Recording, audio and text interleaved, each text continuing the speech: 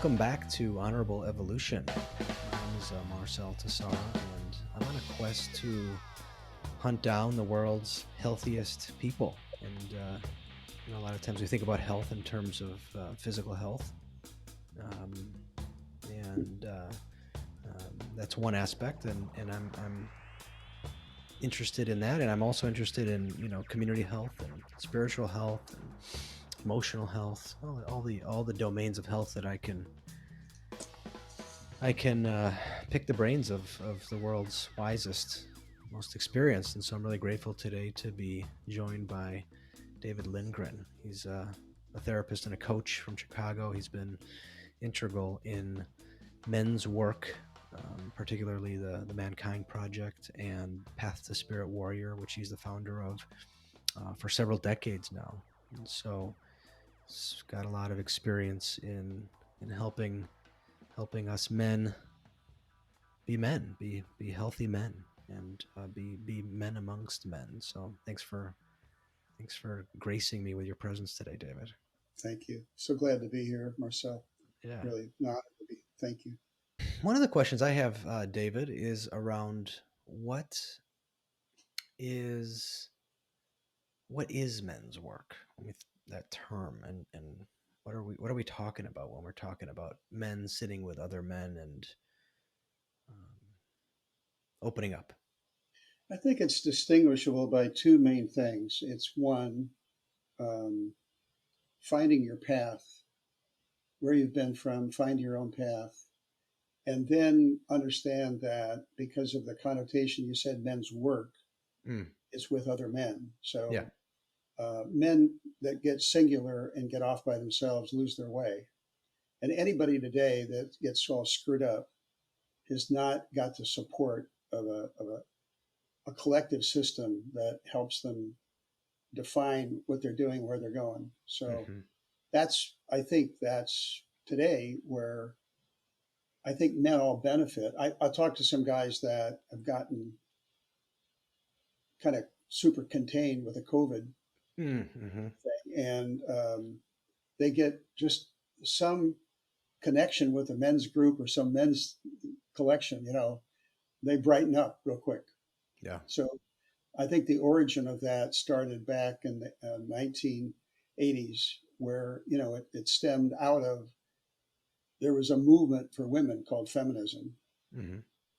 and I think when the three founders kind of were thinking about it, they stumbled onto some therapy groups and they realized, wow, there's nothing there for men. Mm-hmm. So that's and today in terms of with kinds of charges about men being insensitive, women overly controlling, that Mm-hmm. kind of a thing.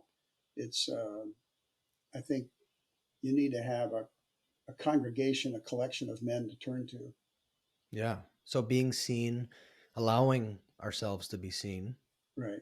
and be vulnerable. Yeah, exactly. And I think that's how do you balance up a sense of strength with being vulnerable? Mm-hmm. Those two, to put them together, probably today, um, defines what is a good leader. And I think being a leader is also aspect of what a takeaway from men's work. How everyone can be a leader in their own life. Nice. Well, and so how would you, if someone hears this, like, men's work thing, and I don't know what distinguishes it from somebody just going to group therapy or to a Bible study or um, an AA meeting, men's AA meeting, let's say. Are all those things way too I different think to if you say? look I think probably that a lot of the work came out of recovery work Hmm. in terms of how men collect together, how men and women collect together, and how they share and that kind of a thing. But how would it be different? I think that Maybe a better question is like, what's unique about it? yeah. Um, well, it has a therapeutic component. I think that's another piece of it because I think in men's work we respect where men come from. in terms of understanding about attachment theory and all of that, about Hmm. how you were raised. And there's generally, if we're connotating men's work in terms of with where are your background and my background too, with the Mankind Project, the New Warrior work, and Path to Spirit Warrior. That Hmm. so there's we understand that the kind of pain and suffering men go through earlier in life, which virtually everybody does to some extent, is something that is reviewed and understood at a deep level. And I think, in terms of emphasizing the masculinity part about having the power to work through things, so that Yeah. typically in our work, in a sense, that a men could, you can be allowed some space to break through and express yourself at a very deep level. Hmm. And that's therapeutic. I don't think we call it therapy, but it's very Hmm. therapeutic. Hmm. Yeah, what I'm thinking about as you're sharing that is this idea of highlighting the the beauty in our gender, Good. in Yeah. our masculinity, which because of the pervasiveness of toxic masculinity, it's really hard to imagine. Yeah. Well, when you also think about, I don't know the numbers, but in colleges today, there are hundreds of women's studies in colleges. I think there's only one in colleges today for men. And the Yeah. other thing about the White House, even now, is that in terms of looking at taking sides with women's rights, there's very little there. And Warren Farrell has started some stuff on global initiative for boys and men, and it's out there. People can read it, and Hmm. they're looking at the suffering that boys go through Yeah. that are behind in school compared to girls. Hmm. They're behind in enrollment in college compared to girls. They're behind in medical school compared to girls. Think about that. Hmm. And the suicide rate is higher among boys. The gun rate is higher among boys. Hmm. Eating Men, disorders are on the rise. yeah, exactly. Hmm. So there's clearly not been enough attention all the way around. Hmm. And I think that organizations like the Mankind Project, which I think there's something like over 70,000 men have gone through, Hmm. you know, and we can talk a little bit more about that. But, the fact is that, if you, what's the tipping off point when you can reach a level of change? Not everybody has to be vaccinated, say herd immunity. I mean, there's a certain kind of thing about men's stuff too, that Hmm. when you can get enough significant health into the society, and that things can change. Yeah. Yeah. Yeah. And the toxic masculinity doesn't necessarily have to mean just machismo.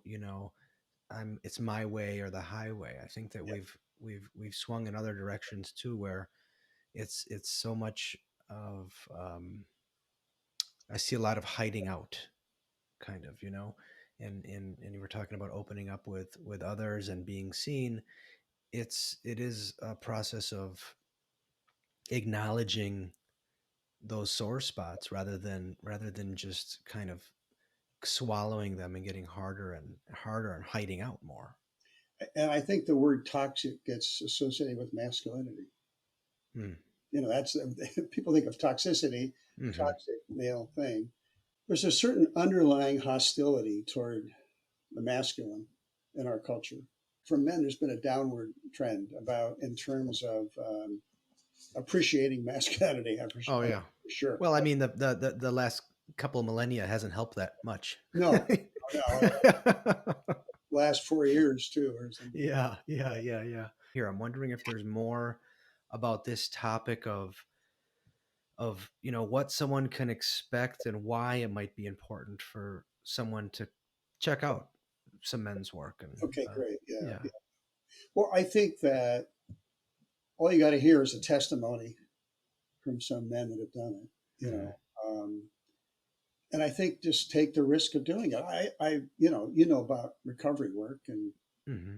I was recently, working with a young man to get him into Narcotics Anonymous, and he's shy. And Hmm. another one of my warrior guys today was talking to me. He said, "Well, Introverts actually have benefited more with COVID than extroverts because they can get involved in things and not people, in a way. Hmm. So the big thing is that you have to understand. I think you understand the personality of the man that you're talking to, Yeah. and how to get through to them in some way. And I do think sometimes, you know, a man's got to be in enough pain to do it. Hmm. You can't Yeah. come out of some kind of like, oh, this is going to be a great time and be nice seeing these men. No, no, no, that doesn't right. It's something speaking to you Yeah. that needs to change. And we've all been there. Hmm. That's the point. That's so interesting, you know. And I actually think for men who think they could escape that is a little shallow. I really believe in, because of the work we've done, that really, in effect, all men at some point could benefit from it. Yeah. All men could. Okay. So, Yeah, I agree. And maybe it's not either of the organizations we're talking about today. Maybe it's something else. There's well, plenty. and there's a lot of spinoffs. Yeah. The Yeah. Actually, Mankind Project, I think, was one of the first ones in 1985 when it started. So, but Hmm. there's been a lot of spinoffs within churches and other religious Yeah. groups, spiritual groups, and there was a Christian group that spun off. That's a kind of a warrior group. Okay. I'm blocking the name Yeah. right now, but Hmm. this mostly was run by therapists, Hmm. and they would typically get therapists to refer people to it. Yeah. Okay. So, yeah, so there's a lot going on. Yeah. So BAM, which is the Uh-huh. Becoming a Man project in Yeah. Chicago, it's Yeah. taken off nationally, actually. And Awesome. it started kind of with the triggering from the warrior work. Hmm. That's how it kind of started. Beautiful. Yeah, that's a lovely organization that's doing some really Oh, yeah, amazing work in yeah, schools yeah. with young men. I'm thinking about just how we all have been exposed to a limited amount of models, and not always are those models the most helpful for whatever reason. Maybe our life circumstances change, or um, you know maybe it wasn't the best approach to dealing with conflict, and so that's what I mean, those are the ways that we learn to be in the world, from these our parents and our relatives, and so I see men's work as a place for for men to expose themselves to other kinds of models and other ways of dealing with situations, and being challenged in a loving way about our kind of status quo. Yeah, I think ultimately it's a loving way, but I think you got to go through some hurdles to get to it. Yeah. Most of the men that I see in therapy or like interview them come to the training have had some conflict in either absent fathering or power struggle with their father. Mm. Many of them were exposed to that generation before them of bickering, criticalness, not Hmm. being able to be rewarded for anything, and that they go out in the world to kind of beat on their chest with their personas and get what they want. It doesn't work, Hmm. or they fall into some kind of addictive pattern, as if everybody's addicted to something. Yeah. It's just when you get into that toxic range, that's the problem. But Hmm. this stuff started for initiatory rites of passage.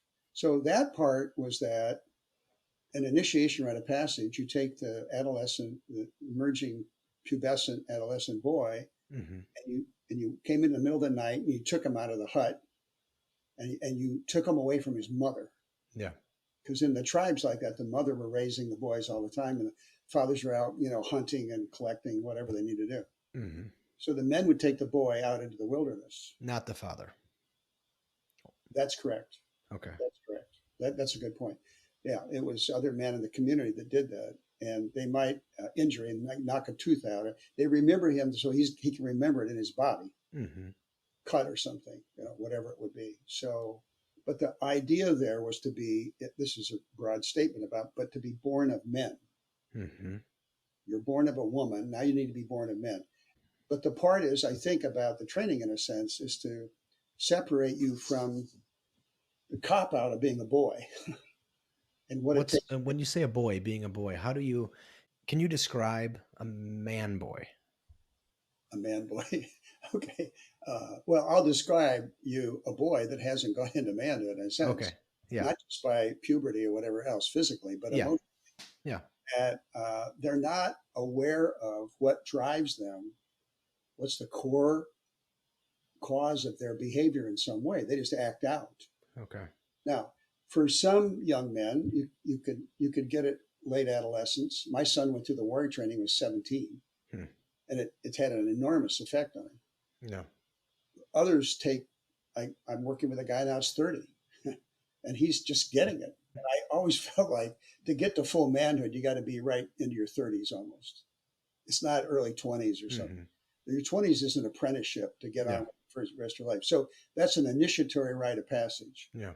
You won't, like a lot of young men in their 20s, sometimes they're not ready when they come to the training. They're not ready for mature manhood, if you will. Mm-hmm. So They haven't been beaten down yet enough. well, yeah, and they haven't found out why they're beaten down. It's not just they're a victim. That's another piece that comes into it. Or the Victim boy, the boy who hasn't matured boy, into a man. yeah, the boy who's the victim, yeah, Yeah. yeah. And we've certainly, you've seen him in your work, and I have, and the thing is when you're going through something like you'll get called out. You know, that's we all need to be called out. Yeah. And And the other if we're thing about hiding, it we too, can't be called out. what? If no one can see you, you That's can't get right. called out. We got to be seen. Right, right, right, right. Yeah. So you were saying? I was just going to say the other aspect is that if men are going to be leaders in their own life and take charge of life, they still need a mentor. Mm-hmm. And many of us growing up did not have mentors. Yeah. And I kind of pushed it off, and I didn't think I needed one. And I had coaches, but peripheral to mentoring, wasn't Mm-hmm. really that mentoring. I had a good dad. I didn't feel he was a great mentor per se, but he was a great man. He was a really Mm-hmm. good guy. He was Mm-hmm. good to me. Yeah. But I wasn't of the ilk at the time to open up and share what's really going on with me. I didn't even know enough about myself to do it. Yeah. So Yeah. And you were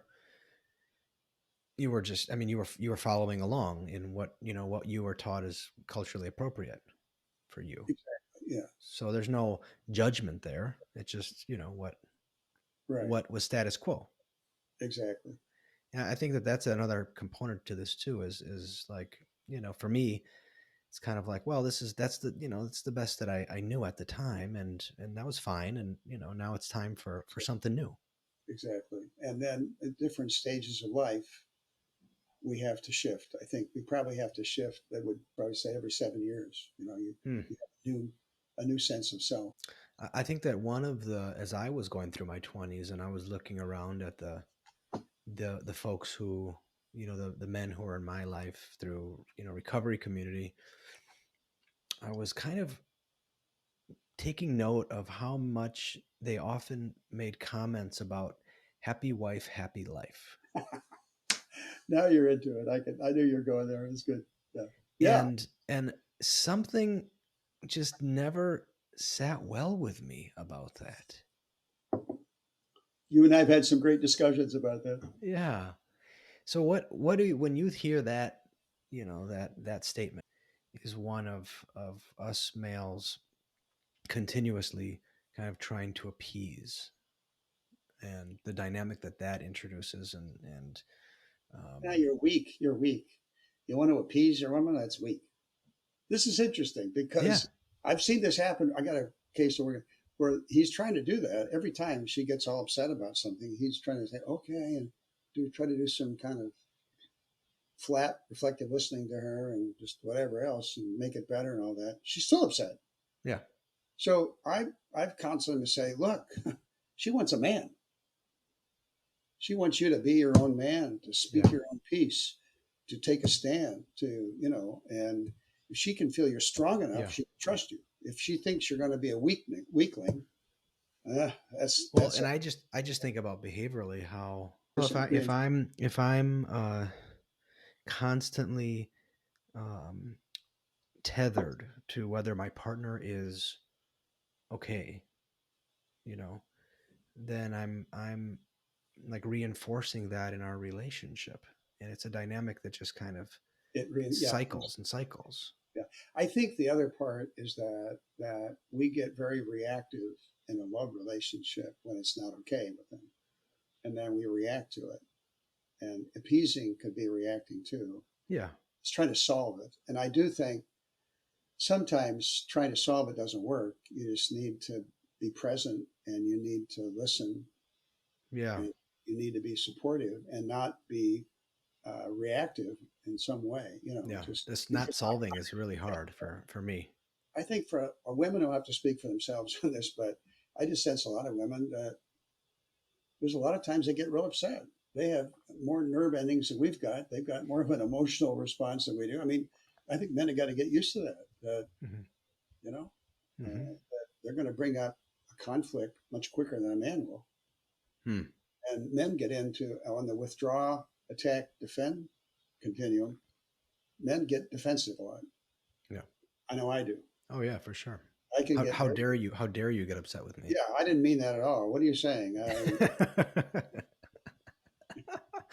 So then wait, you're not listening. You're not listening to my rationalization of that. yeah, yeah, right. Well, and so okay, so on this point about reacting, I think that's something Yeah, that I've been really important to my growth in walking with you and being led by you around these issues, and on this reaction bit. sure, sure. If someone's listening to this and they're like, "Well, how do I not react? What is he talking about? Yeah, Not react? Come on." yeah, yeah. Then I'm just going to sit back and I'm going to be even more of a weak person. If you react, you're becoming a victim of your own emotional conflict. So you get angry about something, you get frustrated, but the fact is that you're reacting very quickly, and you're not allowing your frontal lobes to take over. Okay. You got the fear, and then you got the limbic system of the sad anger part, and then all of a sudden it goes whoosh. Yeah. You're angry, you're sad, and you could take a takeoff on that. That's reactivity.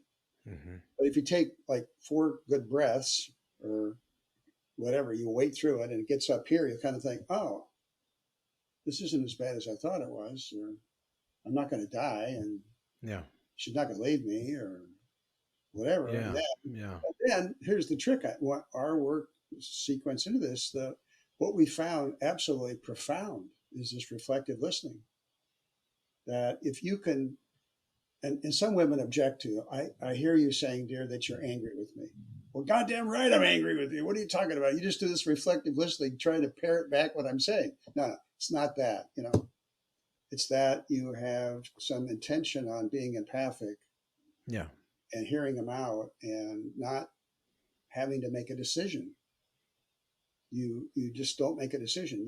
You're in process. You get through it. You wade your way through it. Hmm. And a lot of us men, are very quick responders, reflectors. You Yeah. know, and Yeah. Yeah. Yeah. So part of it too is, I think, if I'm in a blueprint or lay it out logically, is it's respecting someone else's stuff, right. and And maybe that stuff is directed at me or it's pointed at me in that moment, but hey, they had a reaction. you're right. They had something come up. Oh, okay. So I'm thinking about, yeah, the path to spirit, and I don't know if maybe you could share a bit about how you got to starting path to spirit. Yeah, good question.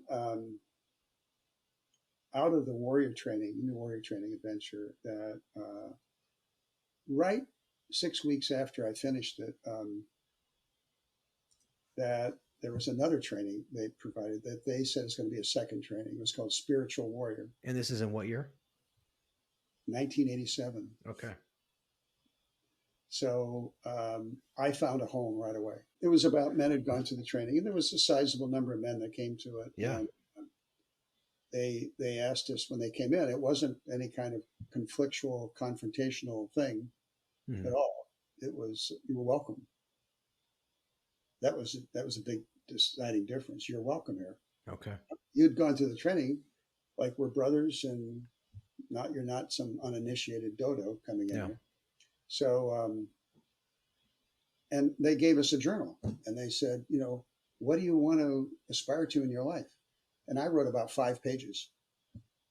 That I thought, wow, I can't believe this is coming out of me. Hmm. It was just coming out unbelievable. Yeah. And then some of the work we had done, they didn't have a major process stuff to work on. But so we went through that, and then we had some other follow ups to it.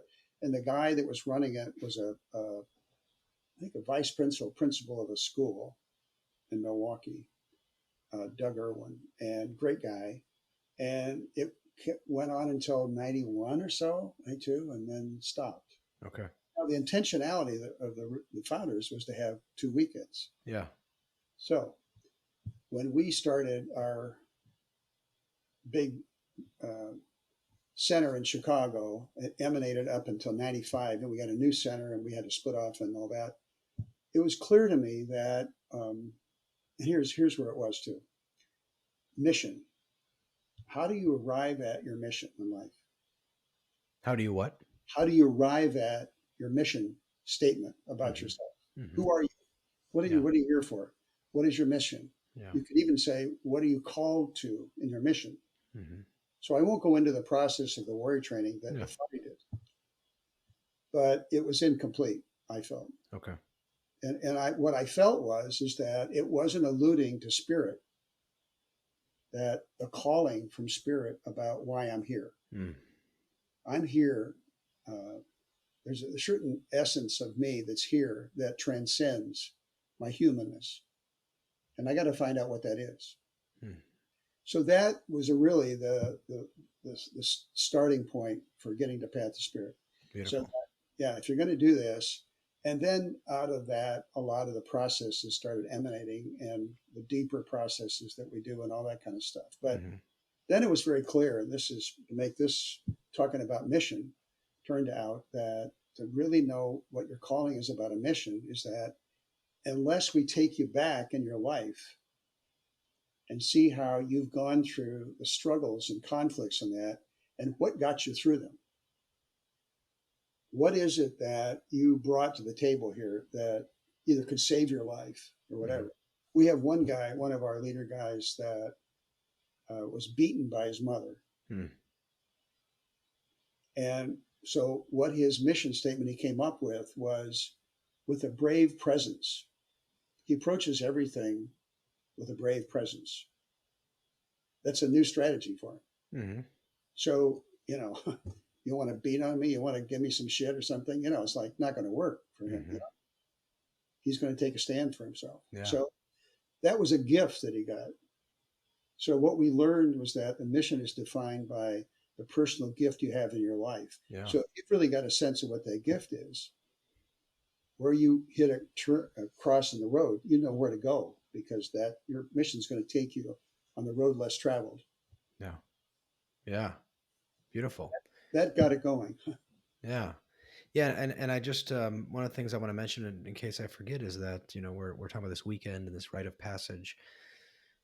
My experience with that was that I was invited and it just so happened that two men who weren't connected within a few months suggested I check it out.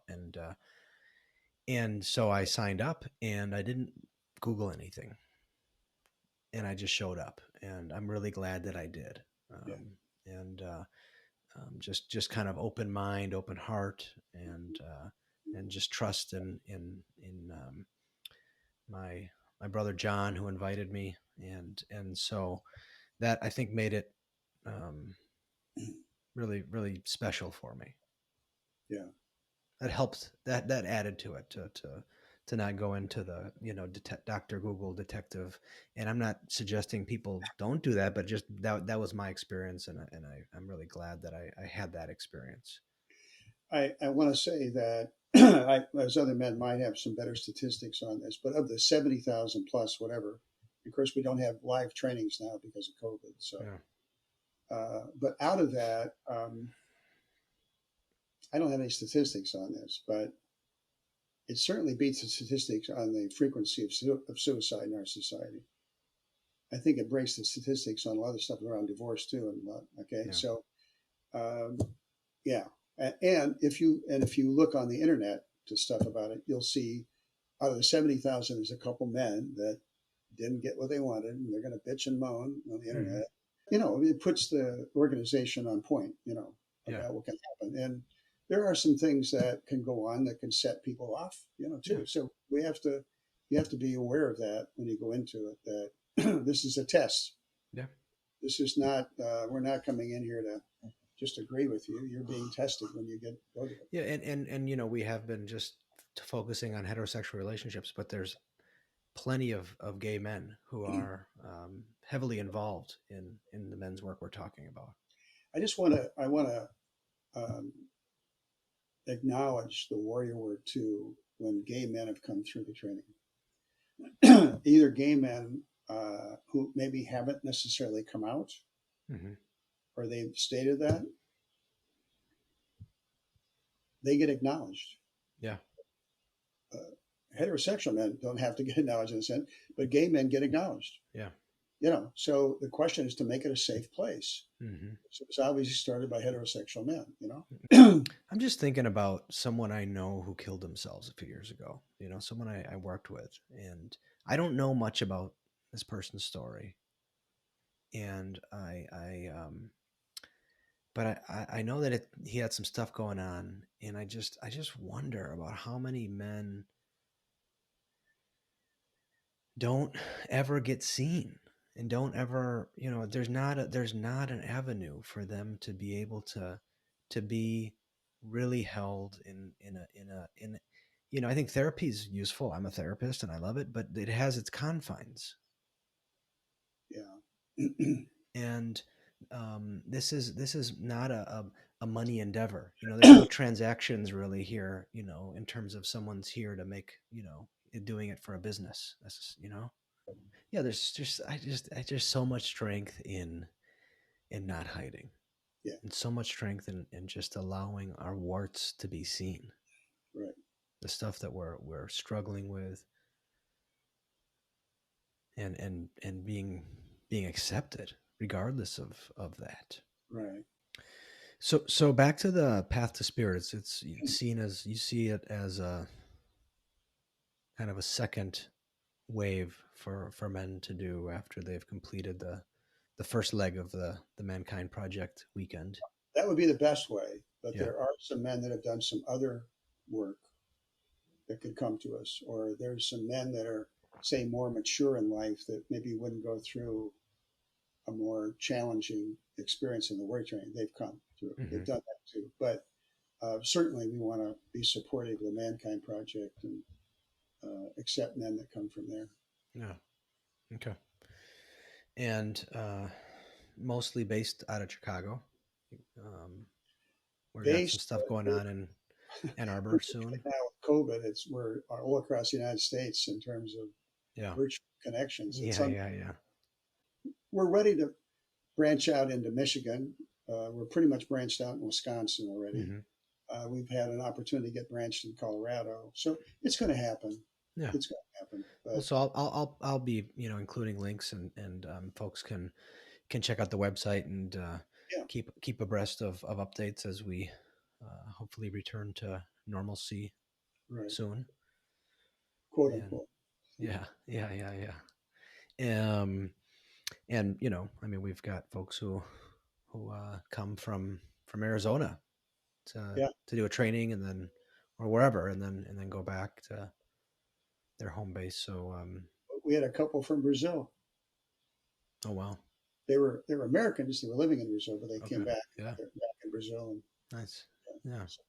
and London. That the Mankind Project we got it going. I don't know how many continents it covers, but it's got 8 or 9, 10, 12. I don't know how many countries are Yeah. involved in it. Yeah. So Yeah. there's I'm wondering, what are some things that we've not talked about that you think is important to talk about here? well, yeah, I got one to talk about. Guns, Okay. guns. I think that what we found with the shootings that have gone on have been with typically younger men Hmm. that have not found their way.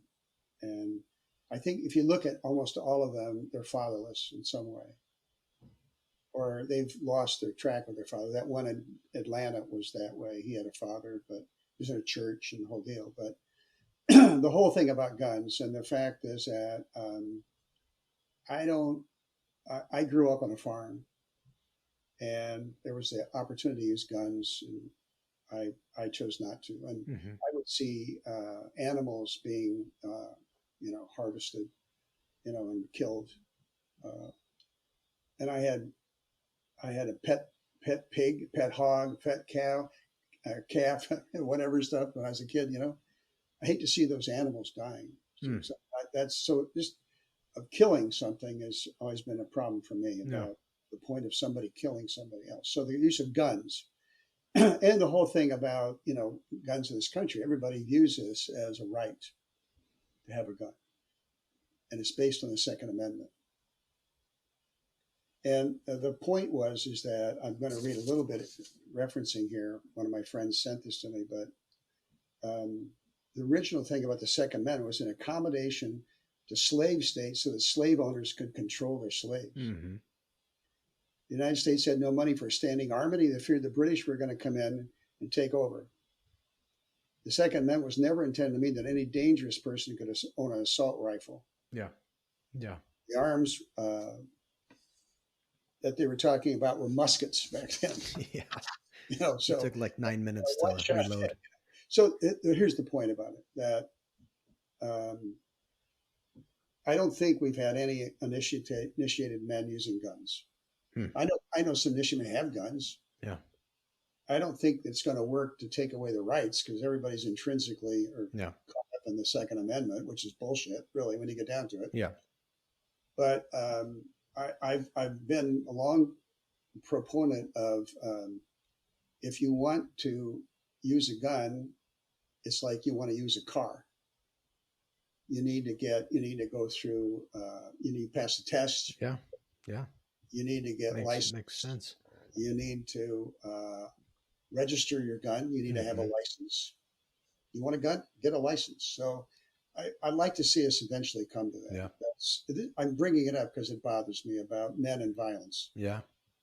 That there's the excuses all the time about guns, and um, that bothers me. Yeah.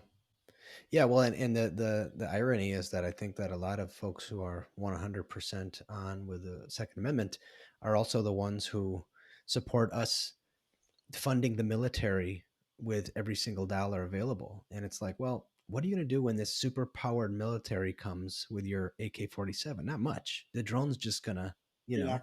No, it's not going to do shit. it's not the British Army, guys. Yeah. To tie it back to our conversation about being seen, you know, I Yeah, think the human mind has a really amazing ability to avoid pain and to avoid discomfort. right. And that's awesome, when there's a pit bull chasing you. But interpersonally, it doesn't take us to good places. And so the work, I think so much of the work that we're talking about here is how can I be okay not being okay? How can I not my whole life not be about feeling good, but be more about, learning how to feel. Well, you know this from your background too, that finding a dopamine answer to stuff, Yeah. a feel good thing. And I do think that's what people have got to work through. That I don't have to feel good all the time. Yeah. I mean, I get asked here at home, "Are you happy? Are you happy?" Yeah. I don't. I don't try to make a distinction about when I'm happy or not happy. I mean, I kind of know, I guess, when I'm not happy, but I'm in life. I'm in the process of life, and life gives me things, doesn't? I mean, but I don't have to be happy. Yeah. I mean, I don't have to be happy. I mean, Yeah. I'm in a difficult situation with somebody that I don't have to be happy about it. Yeah. People, I think men, I just speak for men, not women, but men have got to learn to deal with conflict. They got to deal with stuff. I Yeah. mean, you And can't exist. discomfort and Yeah, exactly.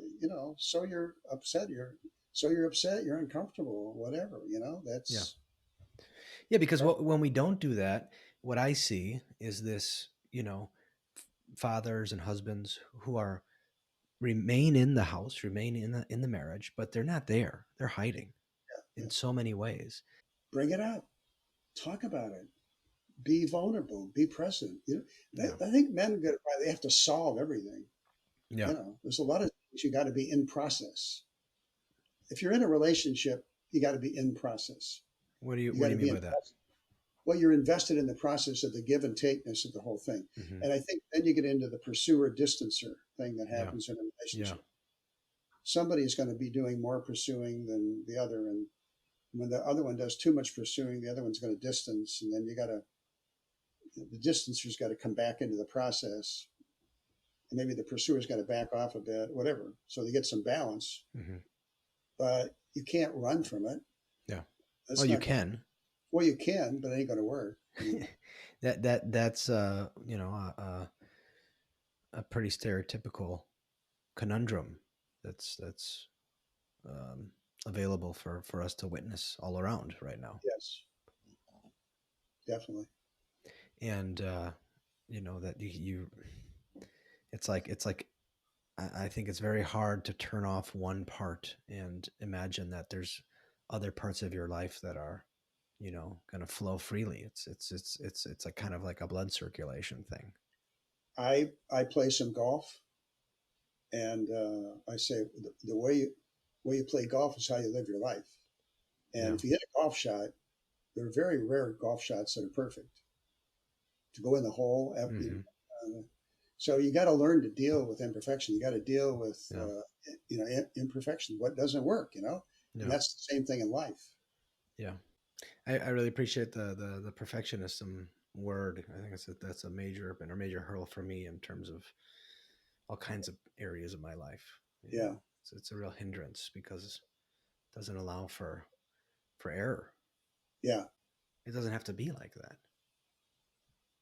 You know, um, the problem solving and the perfectionism don't have to lead the charge in these yeah, yeah. in these interactions. What else? Anything else that coming up for you before we start to wind down? Oh, thank you, thank you. No, I just greatly appreciate interacting with you, your Yeah. professional background, and what you've done in terms of your work and all that, how you're growing with all this. It's always Thank you. great Yeah. to Yeah. interact I'm with I'm, you. It's great. I'm really grateful to be trudging along with you here and just really impressed by your leadership and combination of leadership and humility. It's very very moving to be around.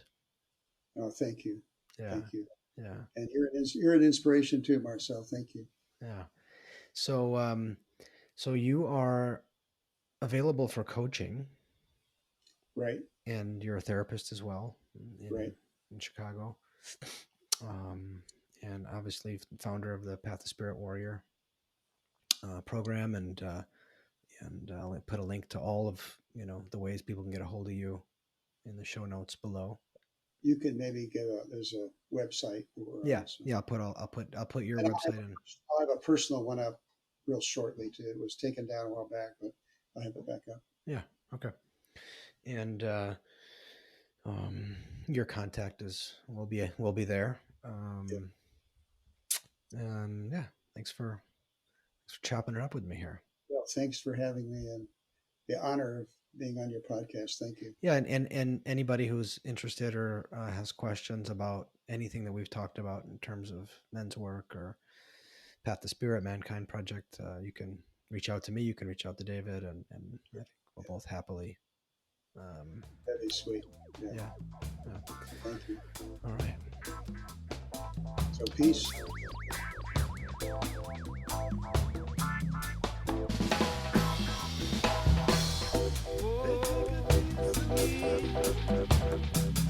But I'm getting stronger. They take a piece of me. But I'm getting stronger. They take a piece of me. But I'm getting stronger. They take a piece of me. But I'm getting